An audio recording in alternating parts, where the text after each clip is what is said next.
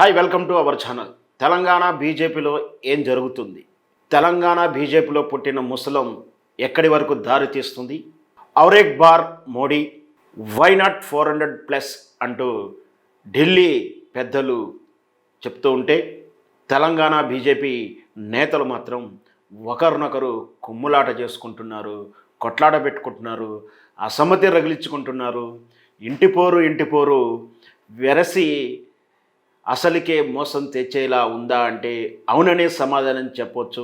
తెలంగాణ బీజేపీలో కాంగ్రెస్ తరహా మార్కు రాజకీయాలు కనపడుతున్నాయా అంటే ఖచ్చితంగా అవుననే సమాధానం చెప్పవచ్చు.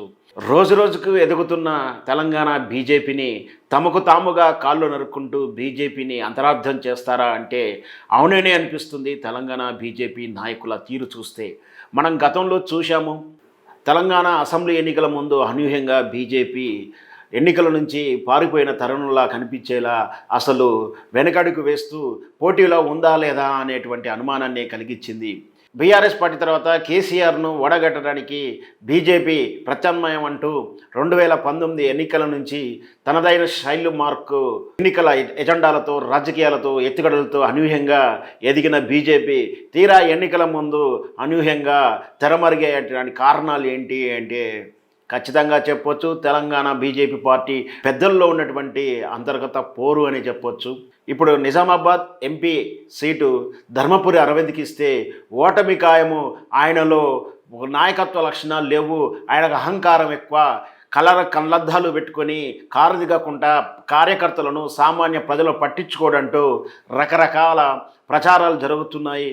గత 10 రోజుల కింద సతీష్ అనేటువంటి బీజేపీ కార్యకర్త ఆత్మహత్య ప్రయత్నం చేసిన విషయం కూడా తెలుసు. ధర్మపురి అరవింద్కి చేస్తే బీజేపీ ఇక్కడ గెలవదు, ధర్మపురి అరవింద్కి టికెట్ ఇవ్వద్దు అంటూ ఆందోళన చేపట్టిన సతీష్ కుమారు తనకు తాను ఆత్మహత్య ప్రయత్నం కూడా చేసుకున్న వైనం మనం చూసాం.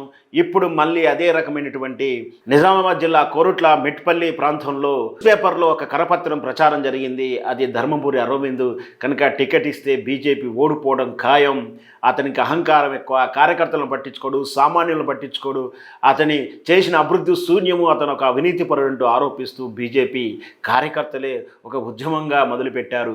ఇక్కడ ధర్మపురి అరవింద్ పరిస్థితి ఇలా ఉంటే ఈటెల రాజేంద్ర ఈరోజు రేపు కాంగ్రెస్ చేరుతారంటూ వివిధ రకాలమైన కథనాలు పుట్టుకొస్తున్నాయి. ఒకవైపు బండి సంజయ్ అవినీతిపరుడంటూ పదవి నుంచి తొలగించిన తర్వాత, ఓటమి పాలైన తర్వాత బండి సంజయ్కి కరీంనగర్ సీటు ఈసారి గ్యారంటీ లేదు అంటూ కూడా వార్తలు అందుతున్నాయి. ఇలా ప్రధాన నాయకుల మీద రకరకాల ఆరోపణలు స్వయాన ఆ పార్టీ నాయకులు చేస్తున్నారు. రఘునందన్ రావు కూడా గత ఎన్నికలప్పుడు ఎలాంటి వ్యాఖ్య చేశాడో మనందరికీ తెలుసు.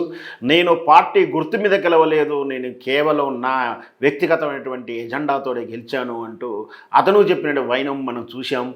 వెరసి ప్రధాన నాయకులే ఈ విధంగా అంతర్గత పోరుకు గురవుతుంటే బీజేపీ పార్టీ ఈ రాష్ట్రంలో ఎలా ఎదుగుతుందంటూ బీజేపీ పార్టీ అభిమానులు నోరెళ్ళబెట్టి చూస్తున్నారు, బాధపడుతున్నారు, అంతర్మదం జరుగుతున్నారు.